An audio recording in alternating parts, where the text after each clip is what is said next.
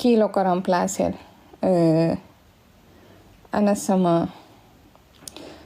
Facebook bi sax ma won leen baal leen ma tuuti rek maa ngi lox tellement en fait xam ngeen genre nit buñ la naxee te yow genre normalement ay nit lañu war nañoo mën a nax de mais nit buñ la naxee genre ni ngay mel état bi ngay mel nga ne mais kii fu ma jaar loolu moo ma dal en fait loolu moo ma dal gis ngeen document bii nii document bi mooy document wu président Ousmane Sonko bi nga xamante ne moom nee nañ moom la ñu rendre public. Quand vous regardez là en dessous qu'est-ce que vous voyez si suufu document bi ki ko signé mooy colonel Abdoulaye Diagne nee na xamante ne moo di Aïssata Tall Sall ministre de la justice. xaw ma ndax yéen a ngi gis li ma leen di wax bu ngeen xoolee ci biir rapport bi mu ngi wax ne daf koy defal situation médicale détenu particulièrement surveillé bii di Ousmane Sonko mu ne ko daf koy def que li mu koy defal rapport la déglu leen c'est très important en fait on s'est tous fait avoir je sais pas vous mais je suis très en colère et j'ai mal ba pare je me dis en fait ñii ba fan la ñu mën a dem pour ils sont tellement focus sur Ousmane Sonko dañu bañ Ousmane Sonko tellement dañ ko bëgg faagaagal tellement ba ils en oublient le Sénégal l'État ils oublient l'État du Sénégal ils oublient notre République en fait ñii dañu fàtte ne ñoom dañ leen dénk un État dañ leen dénk la République du Sénégal lañ leen dénk attendez ils disent nee nañ colonel Diagne mi nga xam ne mooy directeur administration pénitentiaire moom mooy bind ki nga xamante ne moo di Aïssata Tall Sall mu ne ko dama lay defal compte rendu ci situation médicale ou détenu particulièrement signalé déjà détenu particulièrement signalé lu muy signifier mooy bu ngeen defee recherche di ngeen gis ne mooy détenu yu mag yooyu nga xamante ne ay terroristes yu mag lañu ay ñoo xamante ne c'est des personnes très très dangereuses ñooñu la ñuy woowee des DPS ñooñu ñooy détenus particulièrement signalés léegi mu ne ko dama lay defal compte rendu wu Ousmane Sonko DPS bi nekk service réanimation hôpital principal de Dakar depuis le 17 août 2023 mu ne ko il y a 48 heures Ousmane Sonko mu ngi am fièvre 40 degrés ak ay day lox di woccu mu ne ko plusieurs fois dafa perte connaissance fi nga xamante ne moo di service réanimation mu ne ko cause fièvre yi ba léegi xamuñu lan la ñu ngi def ay recherche léegi nag paragraphe bii moo ma intéressé dernier paragraphe bi mu ne ko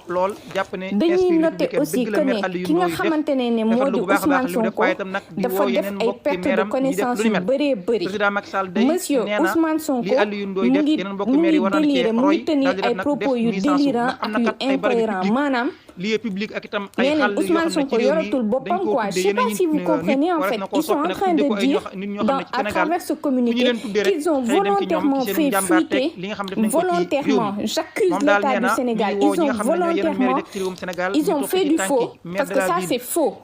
ce document maa leen ko wax c'est un faux document qu'ils ont fait exprès ñu defar ko colonel Diagne bi nga xamante ne moom la Macky Sall nommé il y a même pas 2 semaines signé ko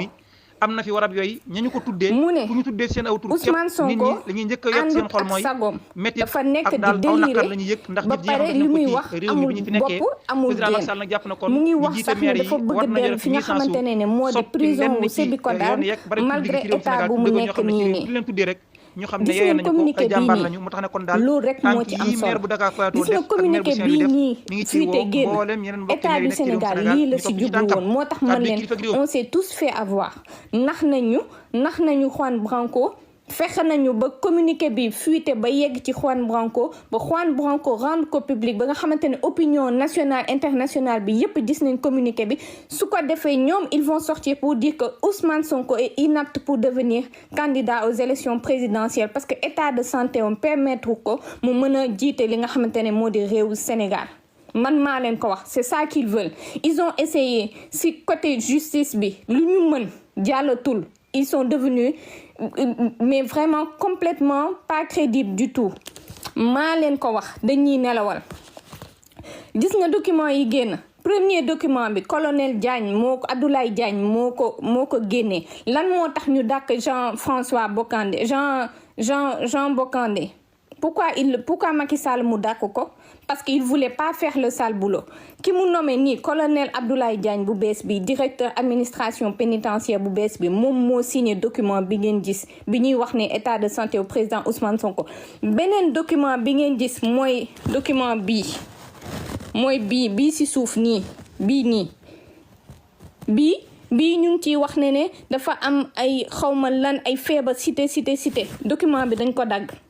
document bi waruñu ko dagg xam nga lu tax waruñu ko dagg parce que il faut ngeen xam ne Ousmane Sonko armée moo koy faj armée moo teg loxoom ci Ousmane Sonko du gendarmerie du police du benn docteur waya du benn docteur buy taxawaalu Sénégal muy privé muy public ay colonel ay commandant ay docteur yu mag a mag docteuru armée du Sénégal ñoom ñoo nekk di surveiller ki nga xamante ne moo di Ousmane Sonko donc comment ça se fait que l'armée ñu defar un document officiel boobu di fuiter comment c'est possible dites-moi s'il vous plaît dites-moi non mais c'est grave en fait je sais pas faut pas dire que je fais pas peur je suis énervée je suis très très vénère en fait j'ai la haine parce que sama bopp laa nekk di mere lan moo tax man j'ai pas vu ça c'était tellement gros en fait fen bi dafa rëy dafa pata tellement que j'aurais dû le voir en fait et du coup sama bopp laa mere en fait sama bopp laa nekk di mere parce que je me dis que su dee yéen a ngi sama place peut-être di ngeen mën a comprendre ne non mais vous armée du Sénégal lañu nekk di def li ñuy def nii en fait suñu armée DIRPA direction relations publiques aux armées ils doivent tout de suite communiquer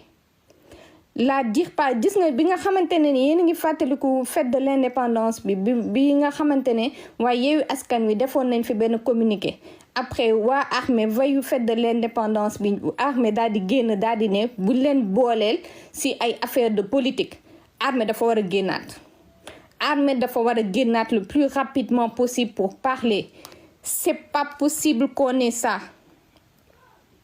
ce n'est pas possible parce que ça en fait deuxième document bii nii mooy bu ndaw bi dafa am bu gudd bi nga xamante ne moom la directeur administration pénitentiaire signé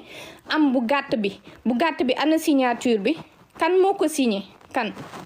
dem leen ngeen seetaat ko ci internet bi soit compte Juan Branco wala feneen ngeen wax ma kan moo signé document bii nii y a personne qui l'a signé ce document personne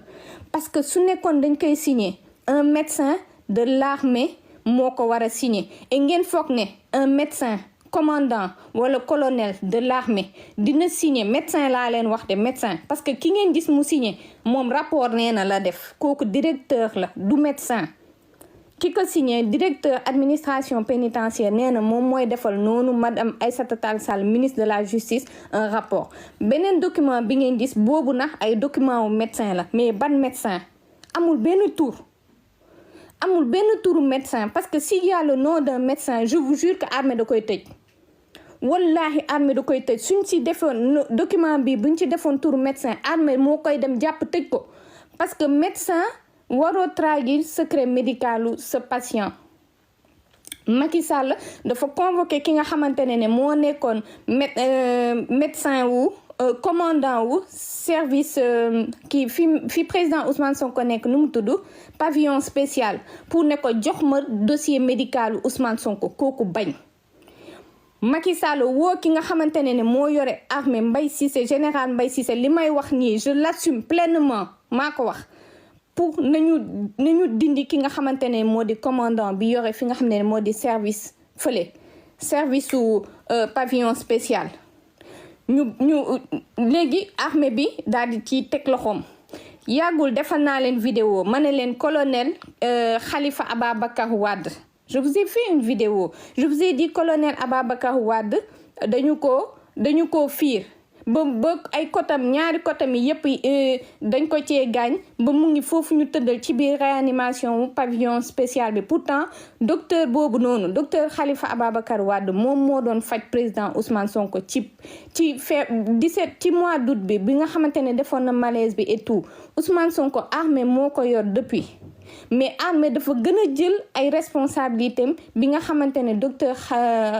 colonel bi Khalifa Ababacar Wade fiir nañ ko mais est-ce que xam ngeen Khalifa Ababacar Wade fan lañ ko fiir parce que bi ma defee vidéo bi gis naa ay patriotes yu bari yu nekk di ma wax ne mais moom nan lay yore responsabilité Ousmane Sonko di génn naan dafay def vélo mais xam ngeen lañ ko fiir c'est grave parce que si biir hôpital principal lañ ko fiir dans ces quartiers un colonel dans ces quartiers ci biir hôpital principal lañ ko fiir ils ont les vidéos ñoom yor nañ vidéo yi xam nañ bu baax ñi ko fiir ñoo gën a xam ñan la te ñu ñëpp xam nañ ñi ko fiir ñu ñëpp xam nañ armée bi moo gën a xam kan moo fiir seen colonel bi doon faj président Ousmane Sonko ba mu dem tëdd ci lal bi pour ñu mën a def seen yëf xaj yi ñu def nii ñoom ils savent très bien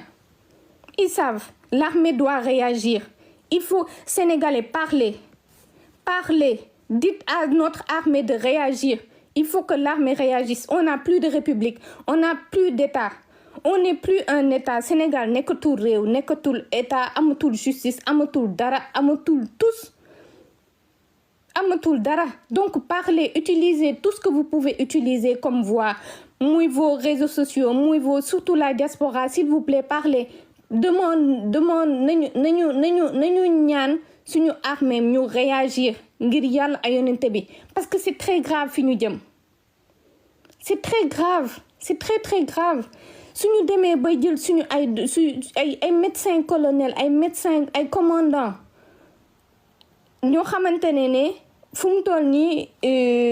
attends man balaa ngay nekk di ma saaga man xaar ma bloqué la parce que am naa lu ma doy sëkk te loolu laay lijjanti nga nekk fi di ma saaga Sénégalais réagissez s'il vous plaît réagissez dites à l'armée de nous aider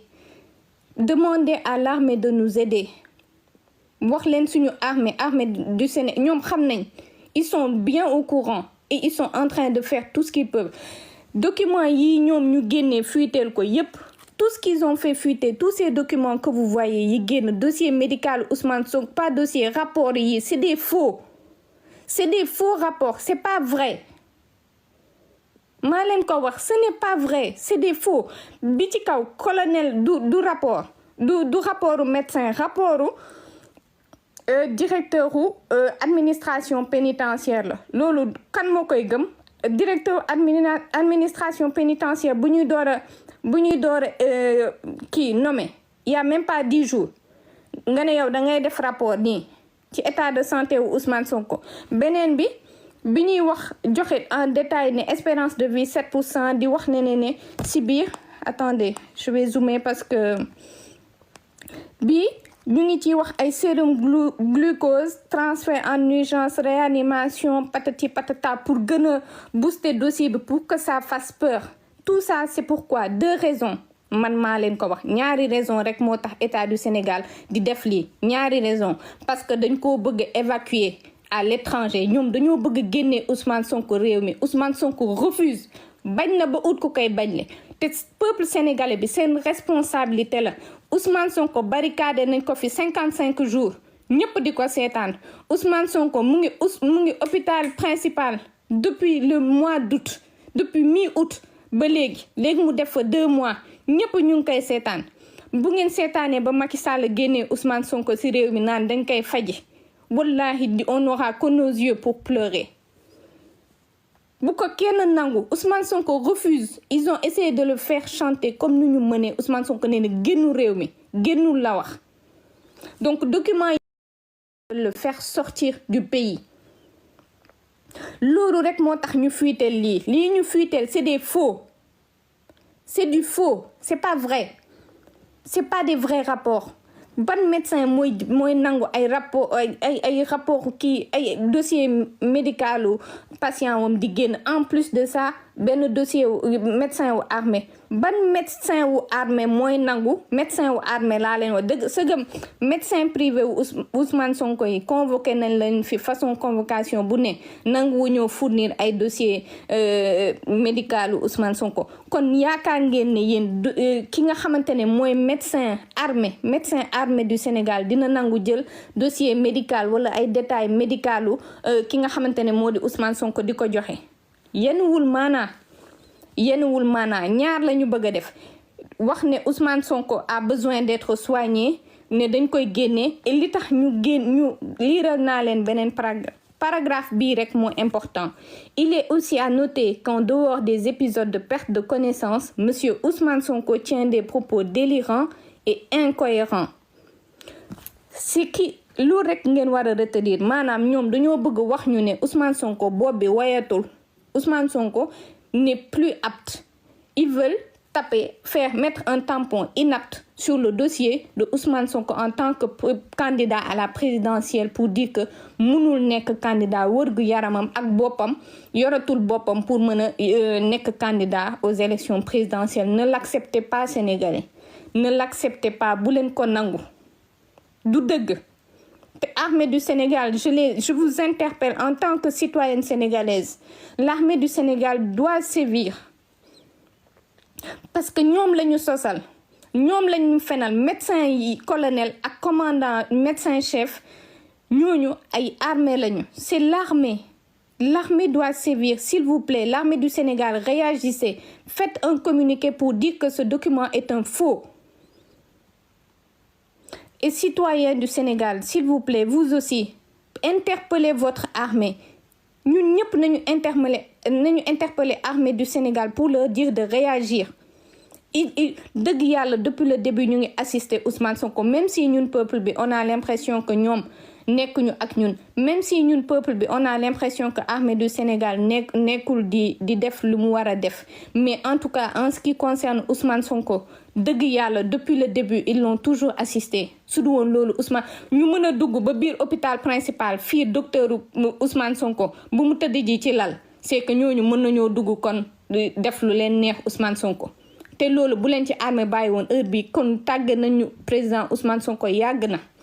Kon nañu sant armée du Sénégal malgré que pour man mënoon nañ def plus que liñ nekk di def, mais déjà le fait que ñuy préserver vie wu président Ousmane Sonko ñu ngi leen ciy sant. Ñu ngi leen ciy sant parce que zone bi nga xamante ne mooy zone hôpital principal foofu xam ngeen palais la, foofu c'est le palais de la République et donc foofu zone gendarmerie la. Gendarmerie moo fa nekk mais nag ci biir hôpital bi pavillon spécial foofu armée la te loolu moo tax ba léegi ñuy mën a wax ne président Ousmane Sonko il est en vie. Su fekkul woon ne armée bi mu ngi protéger président Ousmane Sonko kon heure bi on n'en parlerait plus, kon heure bi ñoom am nañ lu ñu bëgg faagaagal nañ ko yàgg na parce que loolu rek lañ bëgg rey ko kese lañ bëgg, mais ils n'ont pas accès à lui. Président Ousmane Sonko est sous haute surveillance te dañoo gën a yokk surveillance bi depuis bi ñu defee li ñu def ki nga xamante ne moo di médecin colonel bi nga xamante ne moo ko réanimé woon. Donc man vraiment je suis très confuse et j'ai trop la haine. Je suis très confuse et je suis très fâchée parce que sama bopp laa nekk di mere quoi. Je me dis non mais est-ce que vous vous rendez compte suñu ministère de la justice ñuy traficoter lii jël lii bi traficoter ko jël seen pexe jël lu day ni directeur administration pénitentiaire ngeen dàq ki fa nekkoon parce qu'il refuse de faire le sale boulot, ngeen jël ku bees ki signé loo ko un document, un soi-disant rapport, ngeen jël beneen document boo xamante ne ngeen ne document la bu jógee ci hôpital principal, amul cachet, amul signature, amul dara. Il y a rien qui nous prouve en fait qui a fait ce document, qui l'a signé. Il y a aucune authenticité, il y a rien. Ngeen dagg ko parce que document bi yamul fii am na ku ko war a signé, ngeen jël ko def ci lu leen neex, tout ça pour pouvoir nous dire que quoi Ousmane Sonko est inapte, Ousmane Sonko ne peut pas être candidat parce qu'il n'a pas la santé qui lui permettrait d'accéder à la magistrature suprême. Mais vous êtes sérieux? Mais État du Sénégal, duñu ruus xanaa suñu ministère de la justice duñu ruus xanaa mais bu dee ñoom duñu ruus suñu armée bokk nañu ruus nañu yërëm ñun sonn nañu. Armée du Sénégal ngal ngir yàlla aidez-nous, on est fatigué parce que armée rek moo ñu mën a dimbali face à ces gens.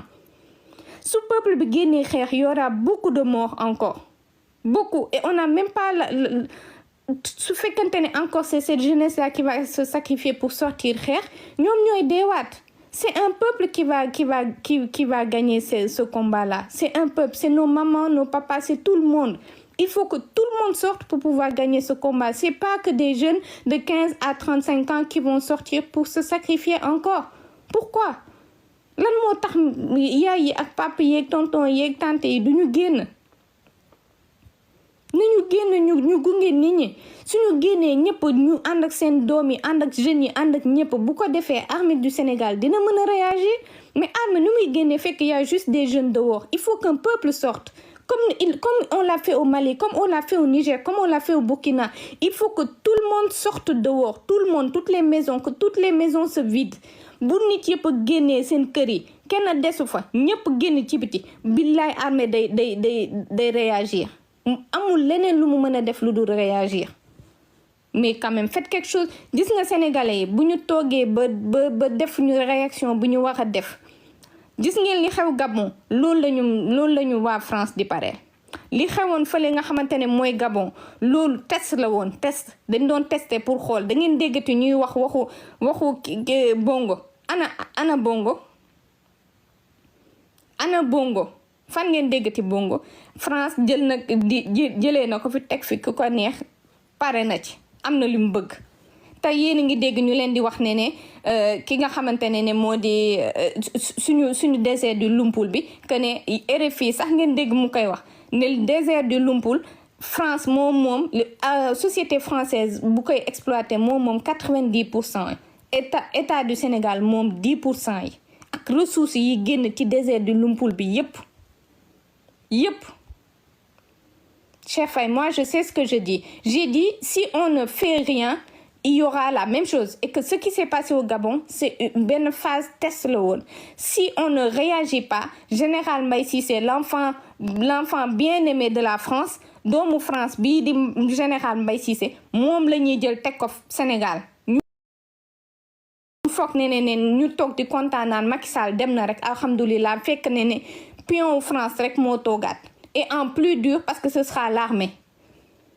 Donc il faut faire quelque chose. Si le peuple se lève, ce sera pas un général qui va se lever.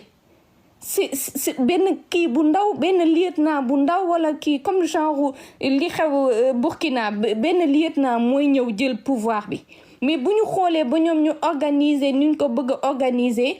là c'est pas bon. Bon, vous voulez faire un débat, chef. Je suis pas en train de faire un parallélisme. Je suis en train d'anticiper en fait sur les potentielles éventualités en fait. C'est ça. Je dis juste que la France a eu le contrôle sur le Gabon. La France a toujours le contrôle sur nos. Hey,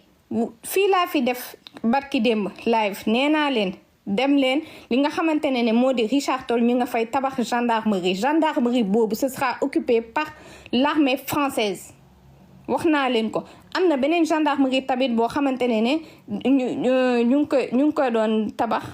J'avais noté c'était où encore on me l'a dit je me rappelle plus, faut que je cherche. 2 gendarmeries yoo xam ne ce sera occupé par l'armée française. Moi je dis pas lu ma leeru. Bon, c'est pas un idiot, c'est son avis. Moi, j'ai pas de problème. Les gens, ils peuvent avoir des contradictions. Moi, j'ai toujours fonctionné comme ça. Te yéen xam ngeen ko. Man, awma problème. Je suis ouverte à tous les avis parce que ñëpp am nañu seen avis. Man daal waa FC Mbour rek laa du nangu seen avis. ñoom laa nanguwul fii mën naa fi wax ak bépp patriote. C'est pas parce qu'on est tous des patriotes qu'on doit avoir les mêmes avis. mën naa nekk patriote nga nekk patriote nga am sa beneen avis wala nga gisee neneen xëy na man selon samay information wala ci li may jot li ak li ma xam li ci loolu laay mën a wax donc chacun peut être libre d'avoir sa pensée ça j'ai pas de problème avec ça man démocrate la amul benn problème mais l'essentiel li ma bëgg a wax les patriotes mooy j'aimerais que yéen ñëpp ngeen faire comprendre à l'État du Sénégal qu'on a compris que les dossiers qu'ils ont fait en sorte que mu yegg ci Juan Branco que ce sont des faux ay faux la bu ma nee faux la mooy ne du dëgg dara du ci dëgg liñ ciy jublu rek mooy ne ñoom dañoo bëgg rek wane ne président Ousmane Sonko il n'est pas apte à devenir président de la République il est inapte que xelam neexatul bopp bi dem na que grève de la faim bi dem na ba jàpp cerveau wam bi et donc moo tax dafay délirer que nekkatul à 3 mois des élections il peut pas son état de santé ne lui permet pas beneen bi mooy ils vont tout faire pour pouvoir le sortir en fait def l'évacuation sanitaire et pour ça ils sont en train d'utiliser beaucoup de monde en fait ils sont en train d'utiliser beaucoup de personnes ses femmes sa maman et tout le monde ils sont en train d'aller les voir machin et c'est pour ça ils veulent pas le sortir président Ousmane Sonko a tout mais Cheikh Faye merci tu crois que le Sénégal là l'opposition qu'on a ils vont pas accepter cette opposition là il y en a combien qui sont radicales il y a ci opposition bi il y en a combien il y a que Ousmane Sonko qui est vraiment une opposition justement quand on commence à voir que le docteur Boubacar Camara il sort pour dire qu'il plaide pour un report des élections ça fait peur quand on voit que suñu propre opposition moo commencé di wax ne nañu reporter élection présidentielle yi attendez ça fait peur donc loolu moo tax il faut que dès maintenant il faut que ça soit clair peuple sénégalais en tout cas patriote sachez que suñu toogee di xoolee suñu xeexul ak Macky Sall fii ba décembre ñu bàyyi ba janvier conseil constitutionnel génn di wax ñi nga xamante ne mooy candidat yi Macky Sall tànn pour ñu dem concourir non seulement Ousmane Sonko du ci bokk mais anti système bi kenn du ci bokk suñu jógee di xeex armée du ci dugg parce que dina ne ñoom loo xamante ne constitution bi la parce que nu mu tudd conseil constitutionnel c'est l'État c'est la République à partir de ce moment l'armée ne pourra pas réagir pour nous soutenir donc xeex bi ñi di toog di foog ne yépp dañuy toog di xaar ba conseil constitutionnel wax ne président Ousmane Sonko du bokk ñu door a xeex yéen ngi juum yéen ngi def ngandi maami erreur xeex bi c'est bien avant donc état du Sénégal defal naa leen léegi vidéo avant may def live bi pour wax leen ne état du Sénégal dafa waroon am audience suba fële ca CEDEAO à Abuja par rapport ak le fait que président Ousmane Sonko defoon recours foofu pour Macky Sall li mu def signer décret ne dafay tas li nga xamante ne moo di Pastef président Ousmane Sonko ak ay avocat am def li nga xamante ne moo di recours foofu ñoom état du Sénégal ñu bàyyi ba tey veille procès bi xama procès la xama audience bi nga xamante ne Juan Branco annoncé na rek ne moom mooy dem représenter ji président Ousmane Sonko ñu commencé naan oui électricité bi stable la connexion internet bi dafay ŋàppati ngóolooli nangam mais ngeen déplacé wu seen bureau yi ngeen dem beneen bureau du ngeen ne si seen bureau yi foofu la connexion bi jàllu xanaa connexion bi ndax mënoo leen mënee ne région de Dakar bi yépp connexion internet amu fa ngeen quitté seen bureau ngeen dem présidence xanaa présidence foofu am na connexion am na courant non mais c'est extraordinaire mais ñii ils sont tellement petits man damay ruus quoi lii gàcce la si suñu réew gàcce moi je suis très en colère mais je suis surtout en colère contre sama bopp je suis surtout en colère contre ñii fit bu ñu mën a am ministère de la justice fit bu mu mën a am pour defar ces faux documents là am fit yépp armée ba bëgg a dee armée bi dañu war a nokk Macky Sall billahi armée bi dafa waroon jóg nokk Macky Sall waroon na accessible rek moom xam na lu tax mu dem jëli ay mercenaires étrangers pour ñu ñëw def li nga xamante ne moo di garde rapproché bi waroon na bàyyi moom moo gën a xam lu tax mu jël Casa Seye ñëpp ñi nga xamante ne ils sont censés venir du sud mu dàq leen génnee leen palais bi moom xam na parce que vraiment Macky Sall se fiche de nous et de notre République. Prendre des faux documents comme ça, les signer au nom d'un médecin de l'armée, faut le faire, hein. Vraiment, faut le faire. C'est osé quand même. Mandé, je compte sur l'armée pour qu'il fasse un communiqué. Noa direction des relations publiques de l'armée def communiqué pour voir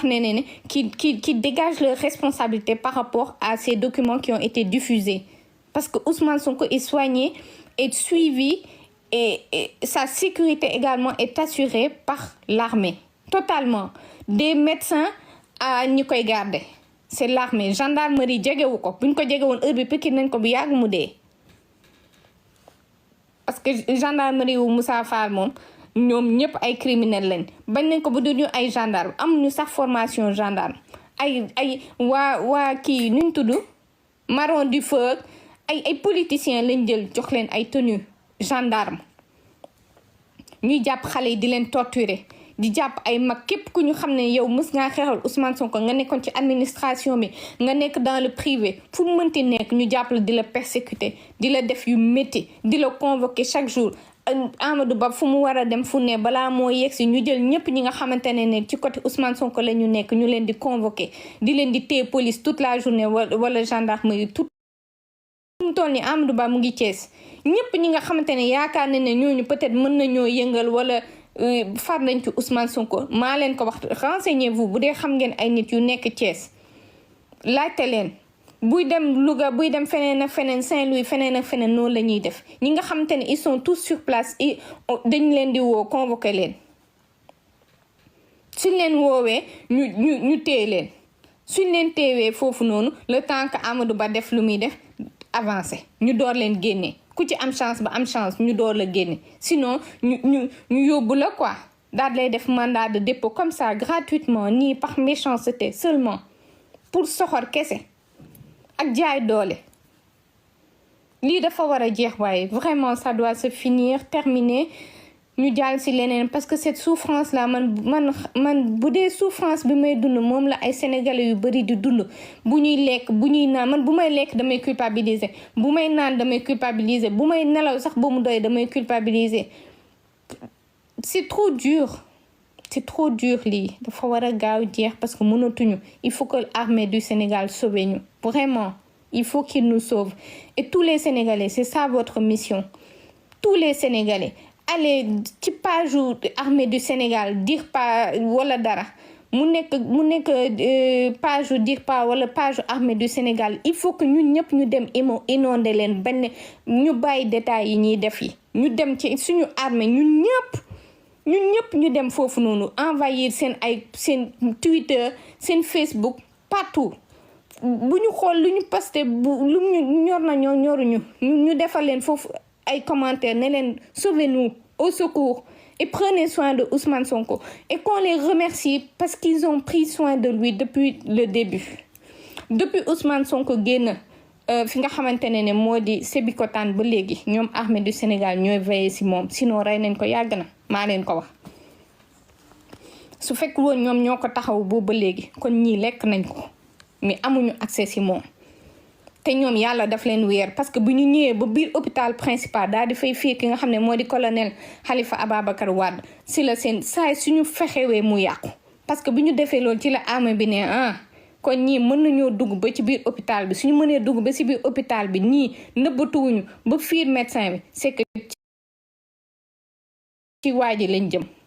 ñu gën a renforcer waat sécurité président Ousmane Sonko billaay kon heure bi dee na yàgg na te armée bi moo gën a xam lépp parce qu'ils ont les caméras ils ont bien vu les visages de ceux qui ont écrasé le médecin colonel ñoo gën a xam man xam naa ñan la ñoom xam nañ ñan la ndax gis nañ vidéo yi donc qu'il fasse quelque chose ça peut plus continuer lii mënatul wéy donc information boobu rek laa leen bëggoon jox xamal leen ne documents yi génn ce sont des faux ils ont trafiqué ça ministre de la justice Aïssata Tall Sall dañ ko war a topp pour haute trahison haute trahison parce que Macky Sall amul droit woo commandant bi ne ko jox ma dossier médical Ousmane Sonko kooku ne ko duma la ko jox parce que damay trahir secret médical mu ne nañ ko tëj lu tax ñu koy tëj lu tax mu lay jox dossier wam lu tax ñu lay jox dossier wam parce que il refuse et donc yéen ngeen def seen ay pexe yii nii yépp donc si l'armée n'avait pas fait un bras de fer avec vous kon heure bii nii comme nit yu bëri yi ngeen tëj ci biir palais de la république bi noonu lay demee jour bu sénégalais yi amoon fit pour commencer di bàyyi yëfu foo yi surtout cette jeunesse là ngeen foog ne bu fekkoon parents yi jógoon nañu gunge jeunes yi kon jeunes yi dinañ dem ba jàkkaarloog ñi nga xamante ne ñoo di gendarme yi ñu taxaw di fecc kon Macky ñoo leen di ne dox leen ñu avancé lii du heure foo ñun dañoo génn pour jàppale leen dox leen ñu dem kenn benn doo gisati benn jeune homme bu taxaw naan dafay fecc ka woy kon heure bi atteindre nañu suñu objectif bu yàgg mois de juin bu fekkonte ne Macky génnoon nañu ànd ak xale yi kon xale yi duñu woon resté buntu Pikine duñu woon resté fële ca ci Yoff wala dara parce que gars yi ci xeex bi ñu doon xeex fële ca Médina demoon nañu allée Centenaire ils étaient à ça de la RTS ils étaient vraiment à même pas 50 mètres de la RTS mais ils n'étaient pas nombreux bëriwuñu woon ils n'étaient pas nombreux parce que renfort yi ñëwul woon à temps au lieu que gars yi avancé fekk si leen mais gars yi xamuñu woon seen objectif lan la et je vous promets jour bu sénégalais yi gis ngeen li xewoon Sri Lanka jour bu sénégalais yi ñoom si seen bëtu bopp ñu fexe woon ba yegg palais de la république billahi maa leen ko wax di ngeen fa fekk une centaine de prisonniers yu ñu tëj si suñu biir palais ñun ay sénégalais ak ay étrangers ay nit yu mag a mag yu liggéeyal Sénégal comme ni ñu def ba disparaître loo ñee rey leen mais am na ñeneen ñu tëj ci suñu biir palais ñun sénégalais yi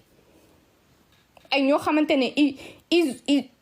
ils ont transpiré pour la République du Sénégal mais juste Macky Sall par tiit parce que dafa tiit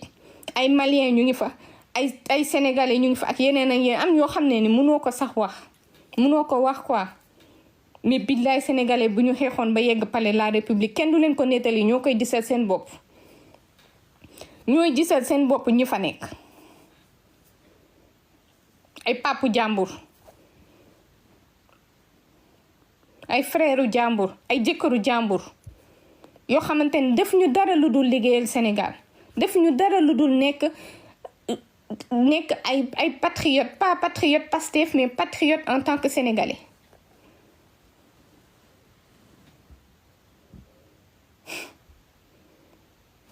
mais bon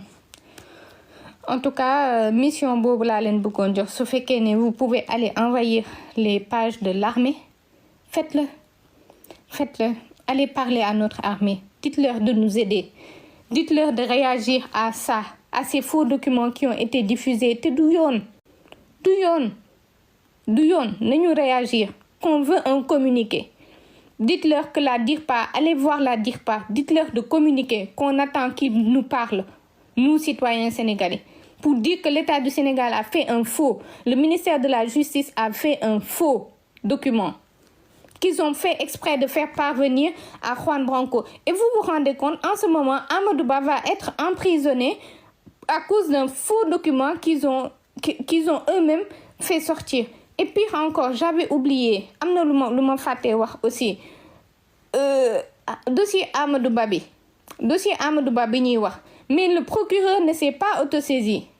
Jamais de la vie procureur bi autosaisirul ci dossier bii ni communiqué bi ngeen gis. wallahi procureur bindu ko communiqué bi ngeen gis bi ñuy wax ne procureur bi nee na ku partagé képp ku génnee document bi dinañ def enquête nañ la topp ñoom ministère de la justice ñoo génnee dossier boobu noonu ñoo génnee communiqué boobu forcé ko ki nga xamante ne moo di procureur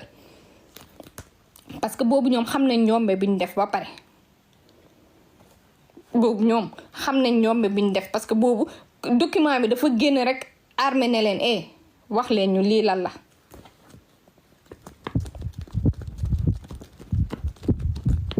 Oui, je pleure, kay. C'est ma voix qui est comme ça. Quand je parle, on dirait que je pleure. Surtout quand je suis énervée, ça sort encore plus. Donc, loolu moo tax mais procureur autosaisir rule musul autosaisiru billahi c'est faux ñun amuñu état billahi nekkatuñu république du Sénégal non ñun léegi royaume tuddee leen ñu royaume du Sénégal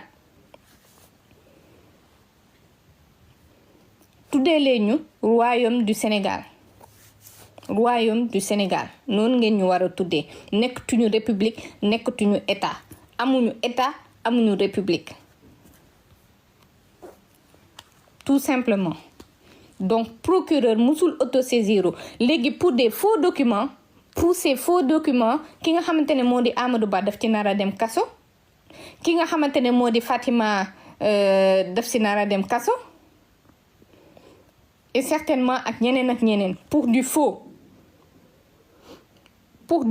un document boo xamante ne signé par le directeur de l'administration pénitentiaire le nouveau directeur en plus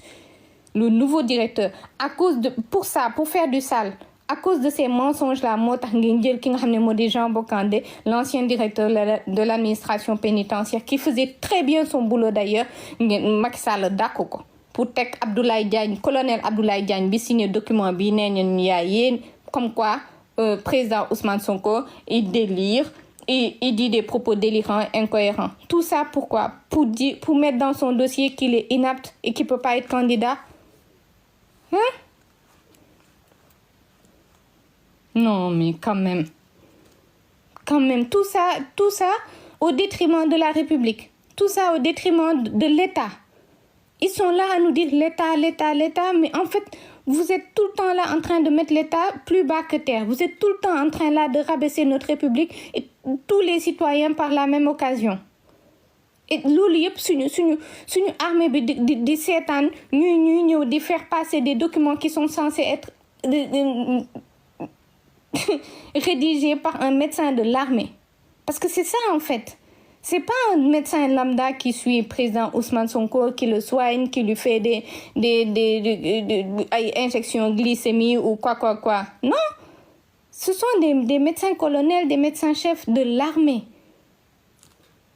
Attends, vous croyez vraiment qu'un médecin de l'armée dina jël document wu patient wam en plus pas n'importe quel patient wam bi nga xam ne Sénégal yëpp fu mu toll nii nelawatuñu lekkatuñu naanuñu muy jël dossier wu kooku di ko génnee ñaata médecin lañ fi convoqué ñaata médecin lañ fi garde à vue ñaata médecin lañ fi tëj pour dossier médical u président Ousmane Sonko léegi ñu bëgg ñoo gëmloo ne léegi médecin wu armée moom mooy joxe ay indication ak ay éléments ci santé wu président Ousmane Sonko. Elle est où la logique? Mais je suis bête, mais c'est vrai, c'était gros comme ça. Pourquoi j'ai pas vu ça en fait? C'était gros comme ça.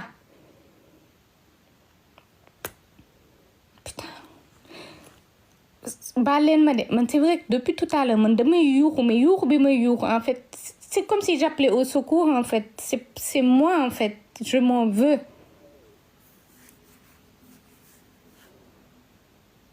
Oui mais c'est encore une fois ce sont les pions en fait c'est toujours les pions. L'armée, je suis désolée s'ils voient cette vidéo. Eux ils savent très bien qu'il y a des hauts gradés qui sont très très corrompus. Mais là c'est trop en fait. Le problème mooy armée bi nag dëgg yàlla mënatul parce que l'État a poussé le bouchon trop loin parce que am na yu nga xamante ne genre xam nga ay dessous de table ak mallette yeeg kër yeeg nangam sangam yenn statut yi ñuy jox yenn au grade yi ça peut encore passer mais lii yi ñu nekk di def nii de plus en plus vis-à-vis de l'armée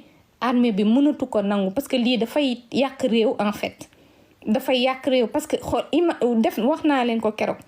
police si biir police jubootuñu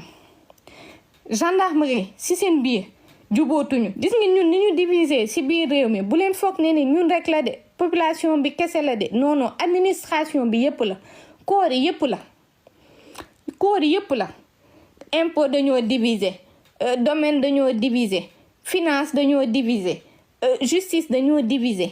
FDS yi dañoo diviser armée bi dafa diviser population bi diviser sëriñ si diviser tout est divisé tout donc vraiment suñu waxee armée ngeen ne bàyyi bu leen wax armée ñii moom ay traite lañ bu ñu waxee sëriñ ñun Sénégal amatuñu état amatuñu ay sëriñ ñu compter amatuñu armée bu ñu compter léegi ñun amuñu sax peuple bu ñu compter ndax peuple baa ngi nii toog di subir di gis lépp lu nekk di xew te nekkul di def dara donc ñun bu ñu waxee sax yàlla ngeen ne nañ bàyyi yàlla tamit du yàlla moo ñëw sauver ñu kon ñun kan moo ñuy sauver soo waxee yàlla kenn ñëw ne la laissez Dieu de côté lii du yàlla ñun la ñun peuple bi ñu ngi nii spectateur on fait rien à part se plaindre à part ne waa yàlla nii ne nii patati patata et tout armée bi ñu ngi ñuy seetaan sëriñ si ñu ngi ñuy seetaan mais qui va nous sauver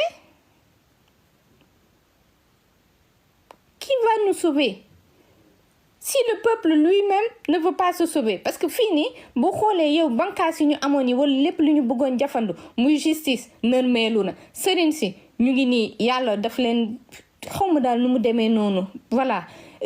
armée bi on a vu mais donc comment on fait si nous on se libère pas nous-mêmes bu ñu jéem sauver suñu bopp ñun kon ku ñuy sauver bu peuple gis ngeen bu ñu jógul xeex ak Macky Sall d'ici fin décembre début janvier c'est fini. Amadou Ba va devenir président de la République. Voilà, tout simplement. xeex bi c'est maintenant avant au plus tard ci mois de décembre bi bu ma nee xeex na mooy soit ñun peuple bi ñu xeex soit armée bi sauver ñu wala xawma daal xawma nu muy demee te lu ñu war a daw mooy perte 10 perte leste parce que su fi Amadou Ba toogee ñu boole ceeg Ousmane Sonko ñu ñàkk ko kon de ndax moom boobu mooy perte 10 perte leste bi. Il faut se battre là, au plus tard au mois de décembre. Au plus tard au mois de décembre, il faut qu'on se batte et que l'armée nous rejoigne. Et si l'armée nous rejoint, il faut surtout pas que les hauts commandants, les gradés de l'armée prennent li nga xamantene ne mooy pouvoir bi. Surtout pas. C'est tous des corrompus. Tous. C'est pas eux qui vont nous libérer. Ils vont laisser partir Macky Sall et peut-être libérer Sonko, mais sans plus. Sans plus. Donc, le peuple sénégalais doit être conscient de ce qui se passe. Moi, je suis très en colère. Puis là, je suis en colère. Je suis grave en colère. Parce que je me dis, c'est vraiment des chiens, quoi. C'est vraiment des chiens. Mais ni ñoy xaj. Te am fit. Te ñame ñu. Te ñame armée Sénégal. Oui, pep. Hein?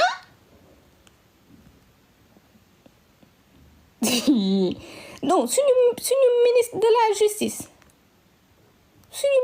ministère de la justice. Ngeen jël ay faux documents nii faux documents, ay faux rapports. Nga bindaloo ko le directeur de l'administration, un colonel. Moom it mu nangu ko signé. Ngeen publier ko jël beneen document au hôpital principal ngeen publier ko tamit sans signature, sans rien du tout. On ne sait pas qui l'a signé. Il y a pas de signature, il y a rien. Vous l'avez ngeen daggu ko exprès. Yéen man Juan Branco xam naa ne bu dee man mer naa de Juan Branco bu demee ba réaliser vraiment qu'il s'est fait avoir, il doit avoir mal aussi parce qu'on l'a utilisé pour diffuser ces documents-là sur les réseaux sociaux pour ensuite venir dire à l'opinion nationale et internationale surtout que l'état de santé de Ousmane Sonko ne lui permet pas d'être présidentiable, de pouvoir participer à ces élections présidentielles. Tout simplement. Et ça c'est au mieux. Au pire des cas, ils vont l'extrader. Au pire des cas, ils vont dire que il faut qu'on signe le document pour qu'il puisse être évacué pour aller être soigné à l'étranger. Ce que Ousmane Sonko ba fi may waxe yéen, ce qu'il refuse. Ousmane Sonko a refusé. Encore ce matin, il a refusé. Il est catégorique parce qu'il avait déjà anticipé ça. Non, waa ji du nit. Ousmane Sonko du nit. Billahi lii yëpp anticipé woon na ko. Xamoon noonu ne bu ko dara jotee ils vont vouloir l'évacuer. il a rédigé ce qu'il faut pour dire qu'il refuse, peu importe situation bu mu nekk, il refuse qu'on sorte de ce pays. Et il a bien fait. Il a bien fait. Chien xaj yi ñu doon ñi ñooy dëmm ay vrai dëmm lañ. Non mer naa trop.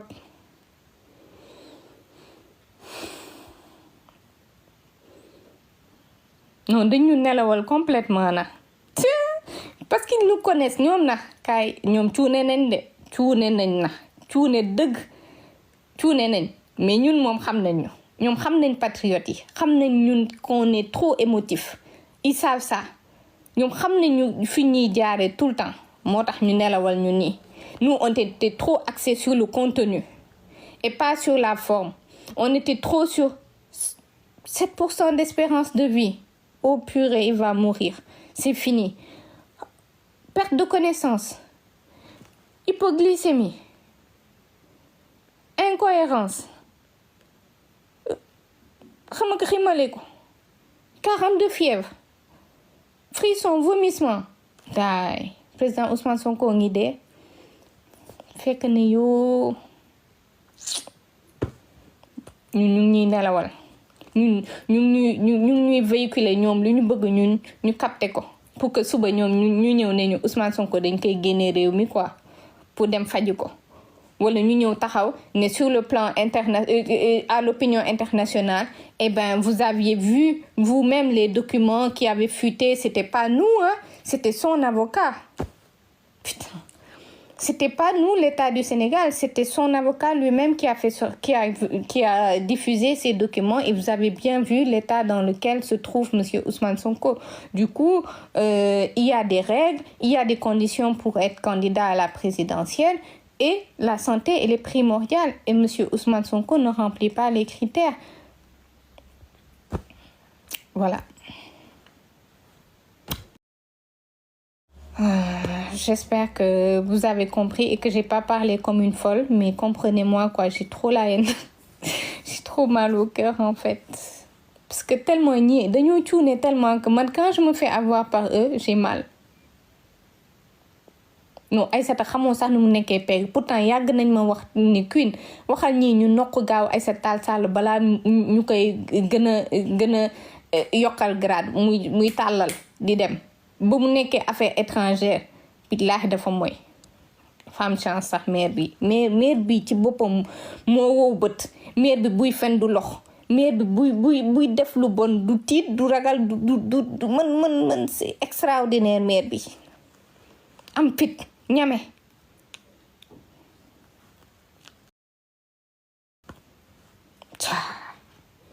non Ismaïla Madior Fall na moom dëgg yàlla dama foogoon ne nit du ko sut mais maire bi eh ben dis donc bravo.